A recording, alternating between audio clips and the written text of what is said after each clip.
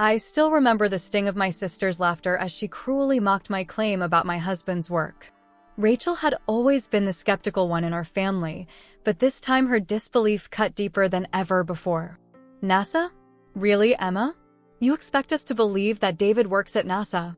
She didn't even try to hide her scorn, her voice carrying across Aunt Meredith's dining room where our entire extended family had gathered for our monthly dinner. Next you'll be telling us he's buddies with Elon Musk. The words she spat out, accusing me of lying and showing off, left a deep wound in my heart. In that moment, the elegant Victorian dining room with its cherry wood table and family heirlooms seemed to shrink around me, the walls closing in as I felt isolated and exposed. Uncle Peter chuckled, setting down his glass of Merlot. Now, Rachel. I'm sure Emma just meant that David works for some contractor that does business with NASA occasionally. His tone was patronizing, as if explaining something to a child who had exaggerated a story. No, I said, my voice smaller than I intended. He actually works directly for NASA. He's part of the team developing life support systems for the Artemis program. As soon as the words left my mouth, I regretted sharing even this small detail. The look of pity on my relatives' faces was unbearable. Cousin Olivia snorted, nearly choking on her salad. Life support systems? Come on. David's a community college dropout who couldn't even finish his associate's degree. No offense, but NASA doesn't exactly recruit from the Walmart electronics department. The shock of their ridicule was compounded by the echoing laughter that followed. Mom tried to change the subject, but the damage was done. Their disbelief and scorn intensified the humiliation I felt.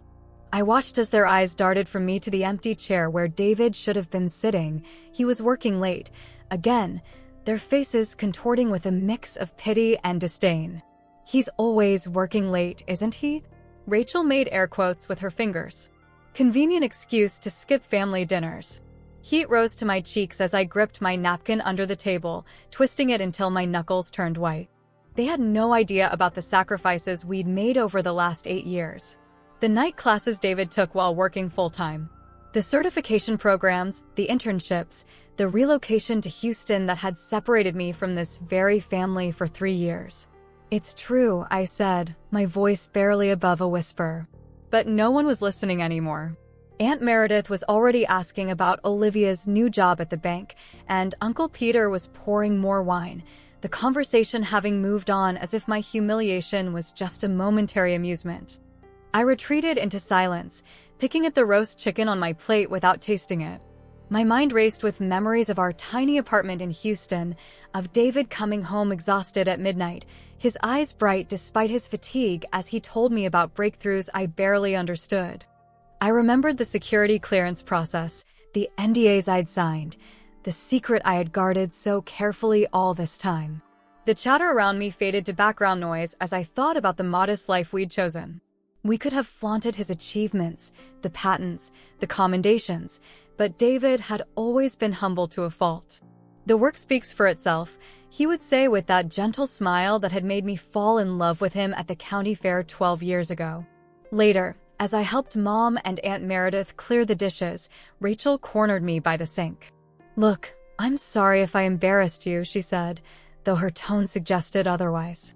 But you don't need to make up stories about David. We all know he's a hard worker. That's enough.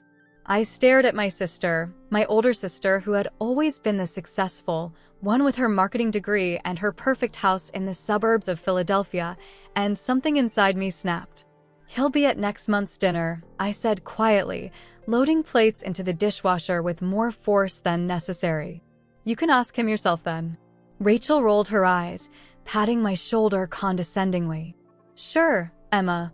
Whatever you say. That night, during the long drive back to our modest home in Bucks County, I called David. His voice was tired but warm, a comfort after the evening's ordeal. How was dinner? He asked. I wanted to tell him everything, how they'd laughed, how they'd dismissed him, dismissed us, but I couldn't bring myself to pass that pain along. The usual, I said instead. Everyone missed you. I'm sorry I couldn't make it. This project is at a critical stage. In the background, I could hear the soft beeping of equipment and muffled voices. But I've got good news. The director approved my request to bring some of the team to the family dinner next month. They want to film part of it for the recruitment video. My heart skipped a beat. The whole team? Coming to Aunt Meredith's? Just 4 of us, including Dr. Patel. Is that okay? I can tell them no if it's too much. A slow smile spread across my face as I imagined Rachel's expression when she realized she'd been wrong all along. The laughter and mockery of tonight painted a stark contrast against the pride that now surged through me. No, it's perfect, I said, feeling a weight lift from my shoulders. Absolutely perfect. As I pulled into our driveway, I resolved to prove them all wrong. Not with angry words or petty revenge, but with the simple, undeniable truth. In exactly 1 month, they would see who David really was, and perhaps who I was too. Someone who had believed in him when no one else would.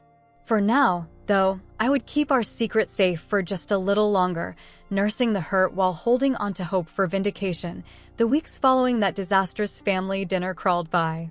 Each day brought me closer to what I'd begun calling Vindication Day in my mind, but also gave my anxiety more time to fester and grow. What if something came up at work? What if the team couldn't make it after all? What if Rachel and the others still didn't believe us, even with proof standing right in front of them? As dusk fell on the day before the next family gathering, I found myself wrestling with these doubts. Our cat, Laika, named after the first animal in space, David's idea, of course, curled up beside me on the couch as I sat alone in our living room. The soft hum of the television barely registered against the storm of my thoughts. CNN was running a story about the latest developments in the space program, and I couldn't help but wonder if any of David's work was involved. Outside, the October wind scattered fallen leaves. Across our small front yard, we'd bought this modest 2-bedroom house just outside Doylestown last year, finally able to move back to Pennsylvania after David's transfer to the East Coast Division. It wasn't fancy like Rachel's place in Bryn Mawr, but it was ours, bought with money earned through years of sacrifice and hard work. I picked up my phone and scrolled through old photos, looking for something specific. There it was, a picture from 3 years ago, one of the few I was allowed to keep from our time in Houston. David standing outside Building 29 at Johnson Space Center, his ID badge blurred for security reasons, his smile wide and genuine. I remembered taking that photo, feeling so proud I could burst. How had that pride turned to shame when I tried to share it with my family? My phone buzzed with a text from Rachel, just checking if David's actually coming tomorrow. Should we set a place for him this time? The passive-aggressive dig made my stomach clench. I typed back, yes, he'll be there. Actually, he's bringing a few colleagues. 3 dots appeared instantly. Oh, really? Will we get to meet these mysterious NASA colleagues? Should I break out my space helmet? I put the phone down without responding and walked to the kitchen, fixing myself a cup of Earl Grey tea, a habit I'd picked up from David's British coworker, Dr. Bennett.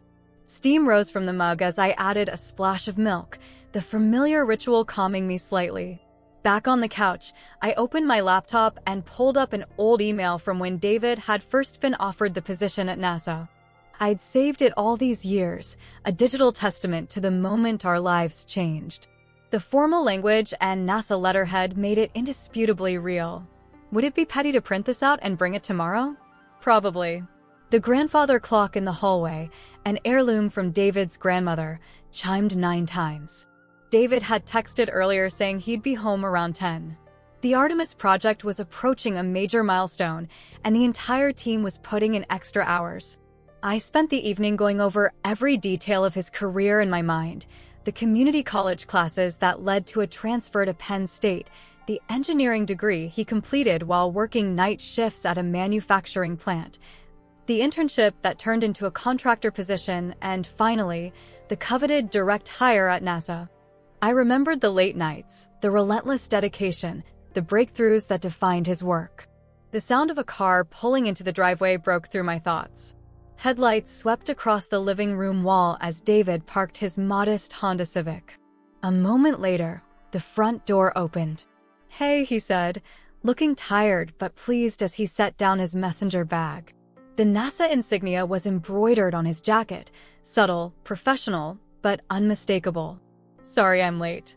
I got up and hugged him, breathing in the familiar scent of coffee and that clinical laboratory smell that always clung to his clothes. "How was your day?" "Good." "Great, actually." He pulled back, his eyes crinkling at the corners when he smiled. Dr. Patel signed off on the final tests for the oxygen recycling system. "We're ahead of schedule." "That's wonderful," I said, genuinely happy for him. "Does that mean you'll definitely be able to make it tomorrow?" "Absolutely," David assured me, heading to the kitchen where he poured himself a glass of water. Dr. Patel and the others are confirmed too. They're actually excited about it, getting out of the facility, meeting real people. He chuckled. "Scientists, you know?" I did know. Over the years, I'd met many of David's colleagues at rare social functions. Brilliant minds who could discuss quantum physics, but struggled with small talk at parties. "What exactly did you tell them about my family?" I asked, suddenly worried. David's expression grew serious. "Just that they're important to you, and that I've missed too many gatherings because of work." He paused. I didn't mention anything about what happened last time. Relief washed over me. David wasn't the type to seek revenge or public vindication. That was all me. "Thank you," I said softly. Later, after David had showered and we'd shared a late dinner of leftover lasagna, we lay in bed talking in the darkness. The distant sound of occasional cars on the road outside mingled with the rustle of tree branches against our window. "Are you nervous about tomorrow?" David asked, his voice already heavy with approaching sleep. "A little," I admitted, staring up at the ceiling. "What if they still don't believe it? What if they think you just hired some actors or something?" David laughed softly. "Emma, Dr. Patel is possibly the worst actor in the world. That woman cannot tell a lie to save her life. Remember when she tried to keep the surprise party for Dr. Chen a secret?" The memory made me smile. Dr. Patel had blurted out, "I'm not planning a surprise party," the moment Dr. Chen had greeted her that morning. "Besides," David continued, "why does it matter so much what they think? We know the truth." I turned to look at his profile in the dim light filtering through our curtains. "It matters because they laughed at me. At us. At everything we've worked for." David was quiet for a moment. "I'm sorry I wasn't there. It's not your fault." Still, he reached for my hand in the darkness. "You've always believed in me, Emma. Even when I didn't believe in myself. That means more than what your sister or anyone else thinks." His words warmed me, but the knot of anxiety in my stomach remained. Before drifting off to an uneasy sleep, I whispered a prayer of hope and resilience. I reminded myself that truth has a way of emerging, even when surrounded by doubt and ridicule. "Whatever happens tomorrow," I murmured, not sure if David was still awake to hear me, "I'm proud of you. Always have been." His hand squeezed mine gently, and in that small gesture was all the reassurance I needed. Whatever tomorrow brought, we would face it together, just as we had faced every other challenge in our life together. Saturday morning dawned chilly and bright, a perfect Pennsylvania autumn day. Golden sunlight streamed through our kitchen windows as I prepared a sweet potato casserole, my contribution to Aunt Meredith's dinner. David sat at the counter, nursing a mug of coffee, watching me with a mixture of amusement and concern. "You've been stirring those marshmallows for 5 minutes," he observed, pushing his glasses up. "They're thoroughly incorporated now." I realized my hands were moving mechanically, my mind elsewhere. "Sorry, just thinking." "About tonight?" Nodding, I sprinkled brown sugar over the top layer and set the dish aside.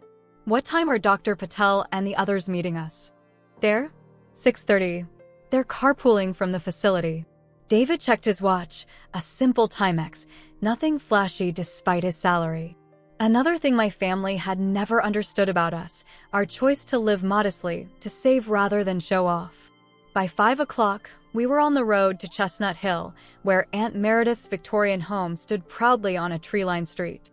The fall colors were in their full glory, maples and oaks creating a canopy of crimson and gold above us.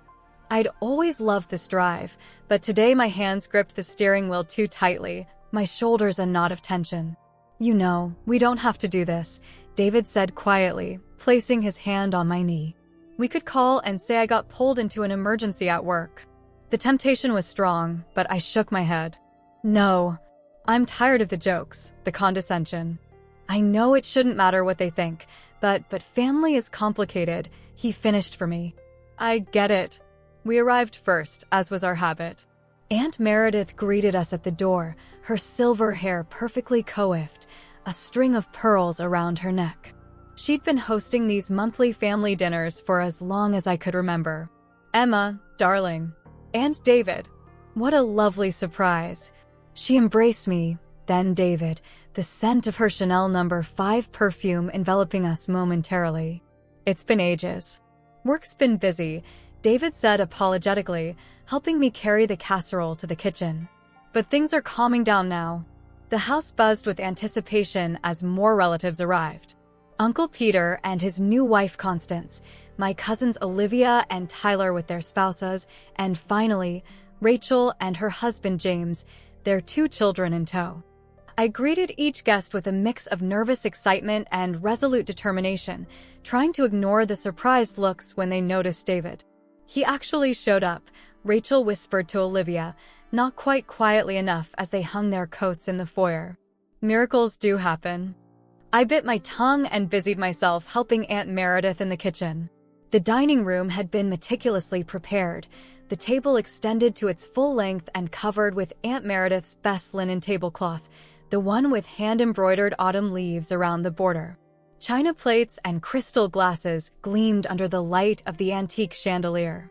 David mentioned some colleagues might be joining us? Aunt Meredith said, arranging dinner rolls in a basket. Yes, they should be here soon. I hope that's all right. Of course, dear. The more the merrier. Though James might need to bring up extra chairs from the basement. At exactly 6:30, the doorbell chimed. My heart leapt to my throat as David went to answer it. From the kitchen, I heard the murmur of introductions, then David's voice calling me. Taking a deep breath, I walked into the foyer where 3 people stood with David. Dr. Kavya Patel, the project director, was a diminutive woman with intelligent eyes and a no-nonsense demeanor. Beside her stood Dr. Michael Bennett, the British environmental systems specialist I'd met a few times before, and Jessica Torres, a younger engineer who worked directly under David. Everyone, this is my wife, Emma, David said with unmistakable pride in his voice. Dr. Patel stepped forward, clasping my hand warmly. Emma, how wonderful to finally meet you. David speaks of you constantly. All good things, I hope, I managed, noticing Rachel watching from the dining room doorway, her expression a mix of curiosity and lingering skepticism. The best, Dr. Bennett assured me in his crisp London accent, presenting a bottle of wine. We've brought a little something for the hostess. I introduced them to Aunt Meredith, who was clearly delighted by the unexpected distinguished guests. Her eyes widened slightly when Dr. Patel handed her a business card along with the wine. Dr. Kavya Patel, NASA Johnson Space Center, she read aloud, glancing at me with new respect. How fascinating. Please, come in. Dinner's almost ready. The next few minutes were a flurry of introductions. I watched closely as my relatives processed the reality of David's colleagues, not actors, not exaggerations, but real NASA scientists in Aunt Meredith's living room. Uncle Peter seemed particularly impressed by Dr. Bennett's credentials, while Cousin Olivia kept glancing between David and Dr. Patel as if trying to reconcile this new information with her previous assumptions. Rachel approached me as I arranged the extra place settings. So, she said, her voice low, they're really from NASA? Yes, Rachel. They really are. She pressed her lips together, not quite ready to admit she'd been wrong. And that woman is David's boss? Dr. Patel is the project director for the life support systems on the Artemis program, I confirmed, feeling a small surge of satisfaction at her discomfort. David leads one of the development teams under her supervision. Rachel's eyes darted to where David stood, engaged in conversation with Uncle Peter and Dr. Bennett. I guess I owe you an apology, she said finally, though the words seemed to cost her. I guess you do, I agreed, then softened my tone. But let's just enjoy dinner, shall we? As we gathered around the table, I felt the weight of every unspoken word, every judgmental look from the past. The table was laden with the symbols of our shared family history, Aunt Meredith's grandmother's china, the silver candlesticks that had been wedding gifts to my parents. The tradition of breaking bread together regardless of disagreements or misunderstandings. David sat beside me, his presence steady and reassuring as it had always been. Across from us, Dr. Patel engaged Aunt Meredith in a conversation about gardening, finding unexpected common ground. Jessica Torres was showing pictures of the Johnson Space Center to my young niece and nephew, who were staring in wide-eyed wonder. Before we begin, Aunt Meredith announced once everyone was seated, "I'd like to welcome our special guests. It's not every day we have NASA scientists at our table." A murmur of agreement ran through the family. I caught David's eye, and he gave me a subtle wink. The vindication I'd craved was unfolding naturally, without confrontation or drama. As the first course was served, Aunt Meredith's famous butternut squash soup, I stole glances at my husband, who sat calm and dignified despite the palpable tension that still lingered beneath the polite conversation. His steady presence reminded me of the quiet strength that had carried us through so many challenges. The moment to fully reveal his true identity and work was fast approaching. Dr. Patel had mentioned a small presentation after dinner, something about community outreach and inspiring the next generation. Little did my family know that they were about to get a private viewing of classified footage from NASA's newest life support systems, courtesy of the man they dismissed as a community college dropout working at an electronics store. For now, though, I savored the soup and the growing realization on my relatives' faces that perhaps there was more to David, and to me, than they had ever given us credit for.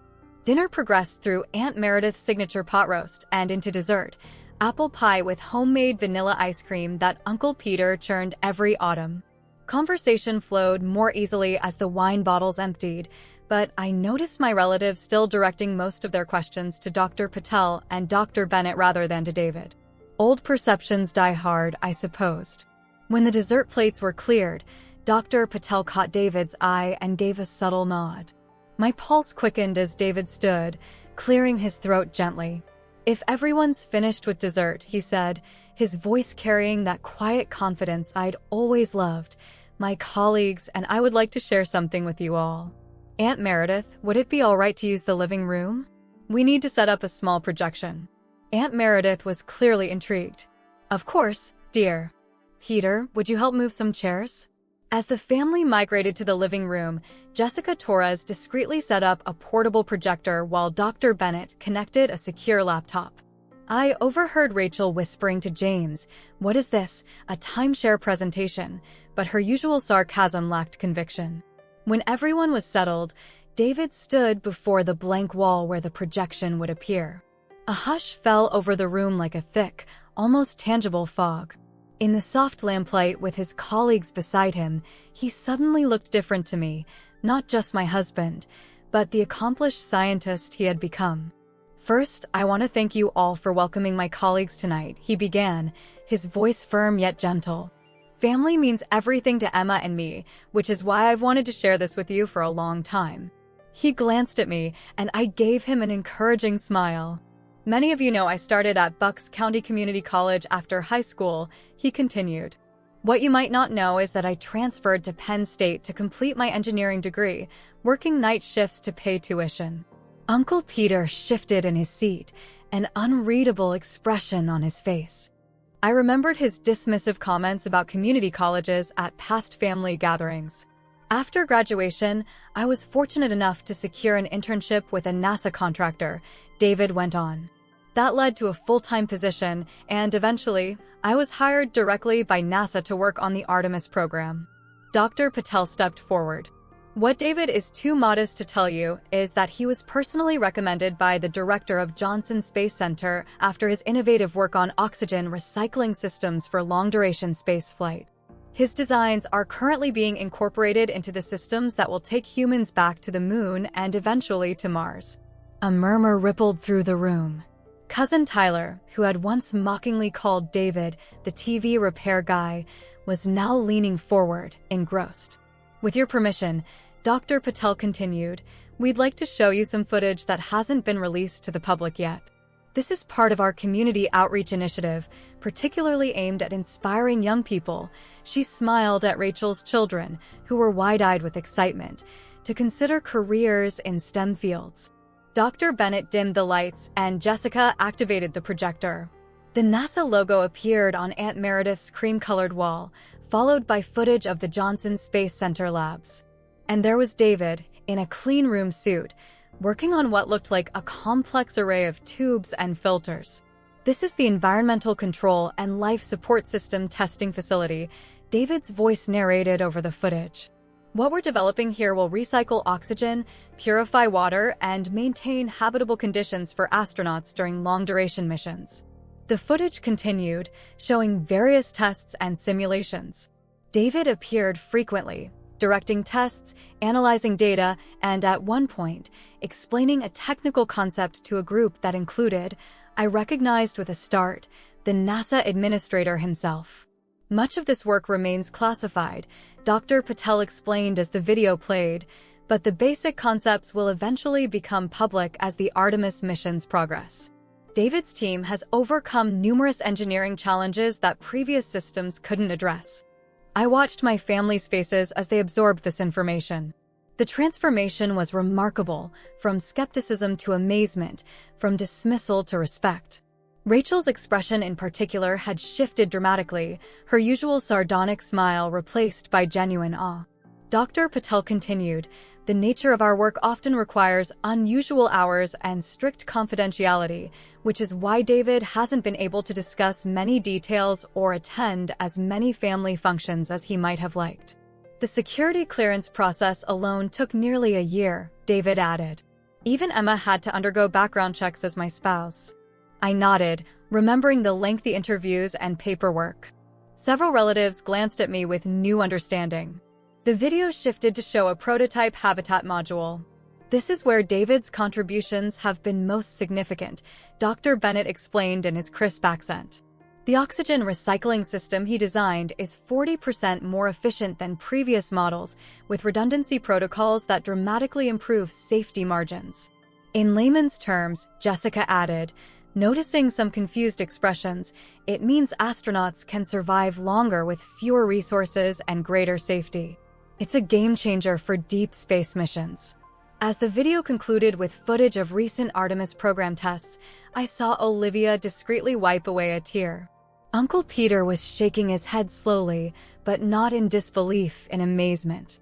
When the lights came back on, there was a moment of profound silence. The reality of David's work, his contributions to human space exploration, hung in the air between us, undeniable and awe-inspiring. "Any questions?" David asked mildly, as if he hadn't just shattered years of misconceptions with a 15-minute presentation. Hands shot up around the room. For the next hour, David and his colleagues answered questions about everything from space toilets, a question from my nephew, to the psychological effects of long-duration space flight, from Aunt Meredith, who'd once been a school counselor. Throughout it all, David maintained his characteristic humility and patience, never once saying, "I told you so," or emphasizing how wrong they'd been about him. His words painted a vivid picture of countless obstacles overcome and dreams pursued against all odds. I felt my heart swell with admiration and relief as the layers of doubt slowly peeled away. The audience, initially skeptical and mocking, had thoroughly transformed. They leaned in, hanging on every word, their expressions shifting from lingering derision to undisguised awe as they absorbed his narrative. In that charged moment, Aunt Meredith's formal living room became a sanctuary of truth and redemption. The realization that they had underestimated not only my husband, but also the value of perseverance resonated deeply with everyone present. The laughter of the previous dinner was replaced by respectful attention, a silence filled with introspection, respect, and a shared acknowledgement of the power of genuine achievement. Rachel approached us as the evening was winding down, her usual confidence subdued. "David, I don't know what to say," she admitted, uncharacteristically humble. "This is incredible. All of it." David smiled warmly. "Thank you, Rachel." "And Emma," she turned to me, genuine regret in her eyes, "I'm sorry for not believing you. For making fun of, well, everything." The apology I'd wanted for so long now felt almost unnecessary in the wake of such a profound revelation. Still, I accepted it with a nod. It's okay. It does sound a bit far-fetched if you don't know the details. Next time you tell me something, Rachel said, squeezing my hand, I promise I'll listen first. As we prepared to leave, Dr. Patel pulled me aside. Your husband is one of our most valuable team members, she said quietly. Now I understand where he gets his strength of character. I looked at her questioningly. It takes resilience to believe in someone when no one else does, she explained. He told me once that your support never wavered, even during the hardest times. Her words brought unexpected tears to my eyes. For years, I had stood by David, defended him, believed in him when my own family had dismissed his potential. Tonight wasn't just his vindication, it was mine too. The ride home was quiet but comfortable, a peaceful silence filled with unspoken satisfaction. David drove, one hand on the wheel, the other holding mine. The headlights cut through the darkness of the country roads, illuminating the fall foliage that lined our route back to Doylestown. You doing okay? He asked as we turned onto I-276, the lights of Philadelphia glittering in the distance. Better than okay, I said, watching the moon through the passenger window. That went even better than I'd hoped. David smiled, his profile softened by the dashboard lights. Dr. Patel really enjoyed herself. She said it was refreshing to talk about gardening instead of oxygen reclamation for a change. I laughed, remembering how the brilliant scientist and my aunt had exchanged contact information, promising to share heirloom tomato seeds in the spring. You know, David said after a while, I didn't do this to prove anything to them. I did it because it mattered to you. His words touched me deeply. While I had been focused on vindication, David had simply wanted to bridge the gap between his work life and family life, to share his passion with people who mattered to me. Thank you, I said softly, for understanding why it was important. By the time we arrived home, it was nearly midnight. The house was quiet and dark, welcoming us with familiar comfort. Laika greeted us with a sleepy meow from her perch on the couch before settling back to sleep. I kicked off my shoes and padded to the kitchen, brewing a pot of decaf coffee while David checked his work emails. Some habits never changed, even on weekends. After the dinner, I found myself wandering through the quiet corridors of our home, replaying every moment of the evening in my mind. The transformation in my relatives' attitudes was undeniable. Their previous ridicule had been replaced with a thoughtful, almost reverent respect. I marveled at how quickly truth could dissolve skepticism and mend the fractures of doubt. In our spare bedroom that doubled as a home office, I noticed the framed photo on David's desk, a picture of us from our wedding day, standing under an arch of autumn flowers at my parents' farm in Lancaster County. We looked so young, so filled with hope and uncertainty. I remembered how David had been between jobs then, taking night classes and working at the electronics store that my family would later mock him for. We've come a long way, I murmured to the photo. I sank into the worn armchair by the window, cradling my coffee mug between my hands. Outside, the branches of our maple tree swayed gently in the October breeze, occasionally tapping against the glass like a tentative visitor. The neighborhood was quiet at this hour, most windows dark, though a few porch lights still glowed along our street. Sitting in that quiet corner, I allowed the weight of the past day's events to settle in. I reflected on the power of belief and the courage it took to stand by someone you love, even in the face of relentless doubt.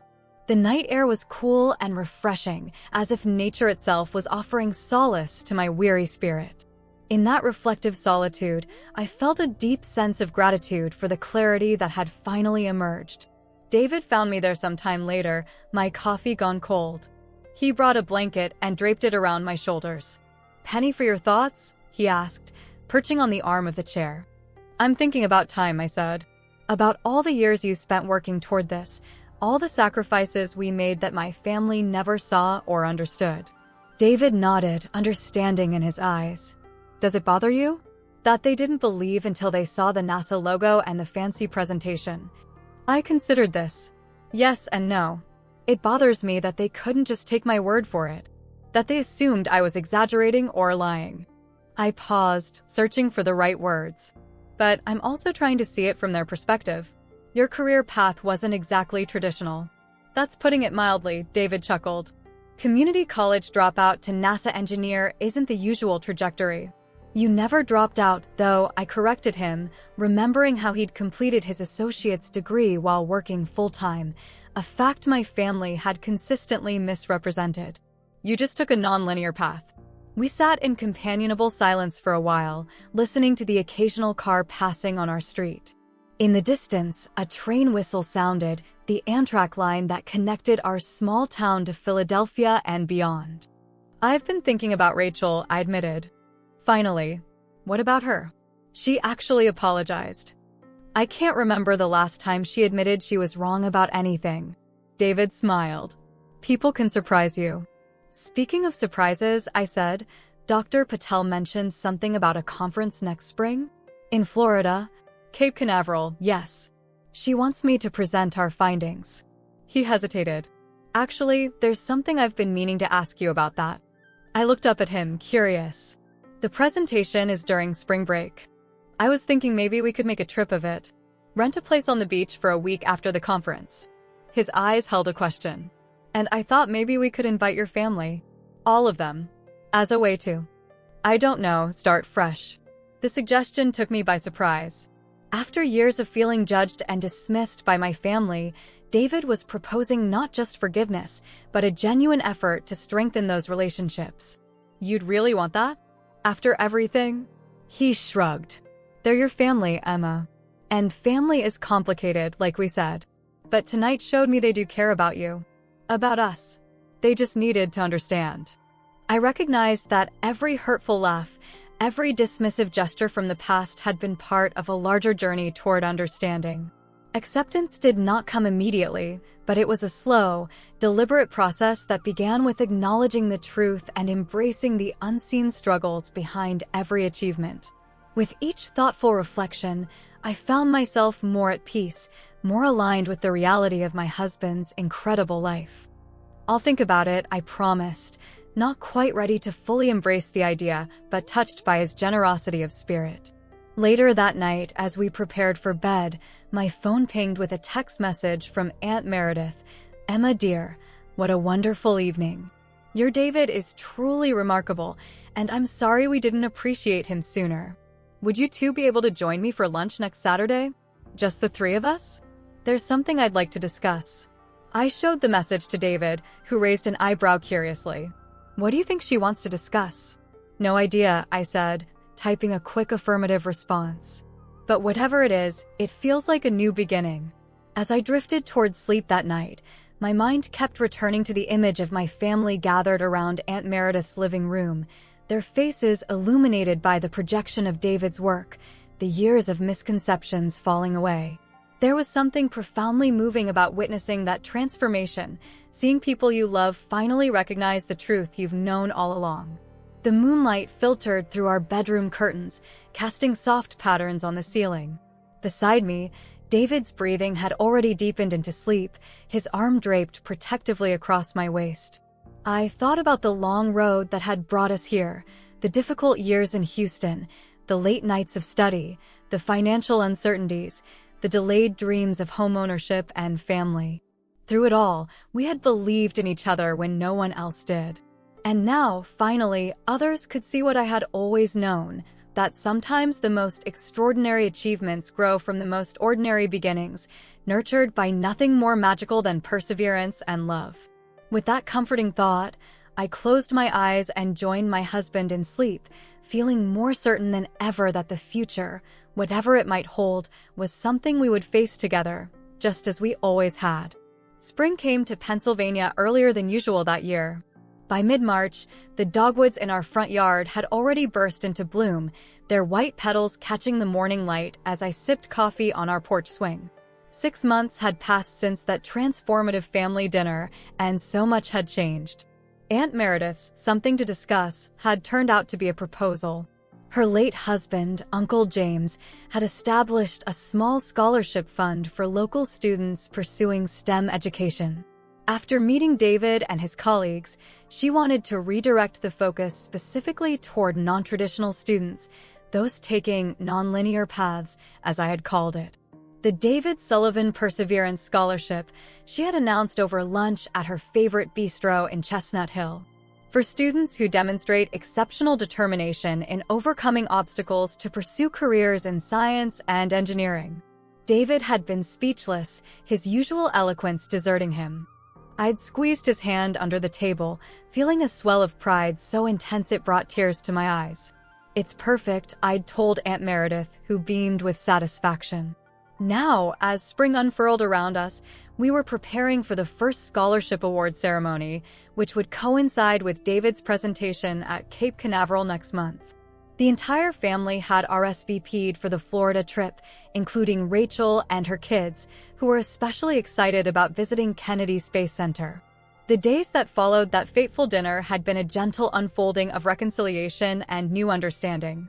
My phone calls with Rachel had lost their undercurrent of competition, replaced by genuine interest in each other's lives. She'd even asked David to speak at her son's career day, where he'd been a huge hit with the middle schoolers. "Morning," David said, stepping onto the porch with his own coffee mug. He was dressed for work in khakis and a button-down with the NASA logo embroidered on the pocket, no longer hiding his affiliation. The courier called again. "They want to do a follow-up story on the scholarship." I nodded, making room for him on the swing. Our local newspaper had run a feature on the scholarship announcement, leading to unexpected attention from larger publications. The Philadelphia Inquirer had done a Sunday feature on David's journey from the electronics store to NASA, highlighting the importance of community colleges and alternative educational paths. "Dr. Patel called yesterday while you were grocery shopping," David added, sliding his arm around my shoulders. "She said the outreach program is getting national attention. They want to expand it, use our family dinner as a template for how scientists can connect with their communities."